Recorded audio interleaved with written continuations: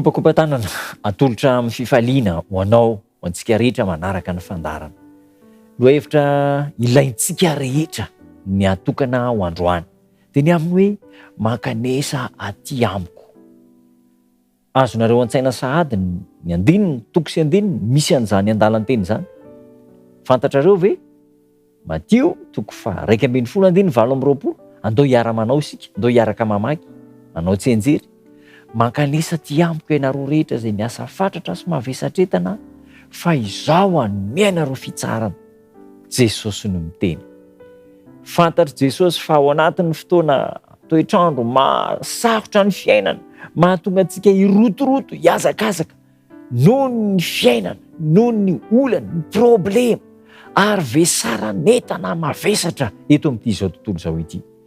Dia miteny antsika Jesosy, miasa fatratra ianao io mavesatretana ianao io manana olana saribahany ianao io izay mamatotra ny fomam-pananao, izay mangeja anao, mampijaly anao. Ho eto ty amiko ny olanao, fa izaho hanome anao fitsara, hanome anao fanantenana, hanome anao toky sy famonjena. Inona ireo nampanantenainy Jesosy ho anao? Hoento eo amin'izany vavahany. Inona ireo tokony meny Jesosy ianao? Jesosy tsy mba mandainga. Hoento eo amin'ny olanao rehetra.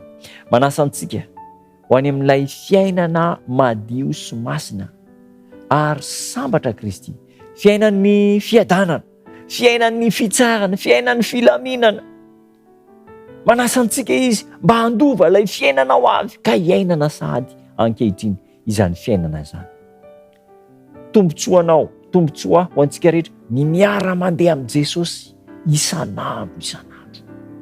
Aza misaraka amin'i Jesosy, raiso ny tanany, sakambino izy, andao hiaraka amin'i Kristy amin'ny alalan'ny vavaka. Eny, fa na dia ao amin'ny loha samangina aloko ny fahafatesana azy ianao, aza matahotra ny loza.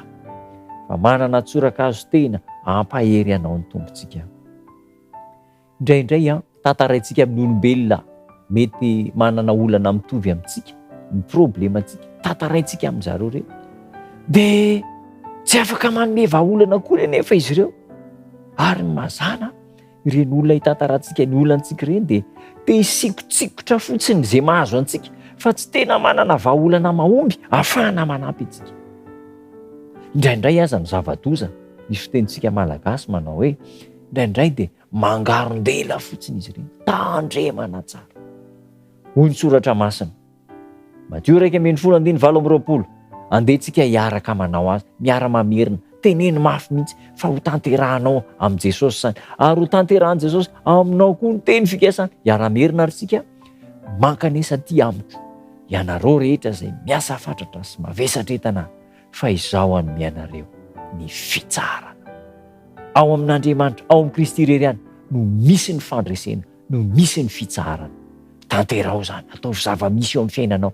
Ka ny olana rehetra izay mitranga sy miseho ento amin'i Jesosy, aza misy afenina aminy, efa fantana fa miandry anao hitondra ny problema ny enta mavesatra eo amin'ny fotsiny izy, dia hanome anao ny vahaolana mahomby.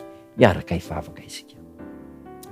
Tombontsara misaotra anao izay impirimpiry no mitondra ny enta mavesatra samy rery. Vahanay amin'ny fahaizanay amin'ny maha-olombelona nay ny olanay, tsy te hanatona anao izahay. Mifona Jesosy eo mamelany elokay. Ary androany manapa-kevitra, andray fanapahan-kevitra fa ninona mahazo anay dia omena anao. Ianao ampahery anay, hamany olana rehetra, ny zava-tsarotra amin'ny fiainanay, amin'ny namana izay mihaino, mamaky, mijery izao fandaranay izao, vao ny olana, ento ny enta mavesatra Andriamanitra. Amin'ny anaranao Jesosy Tompo. Amen.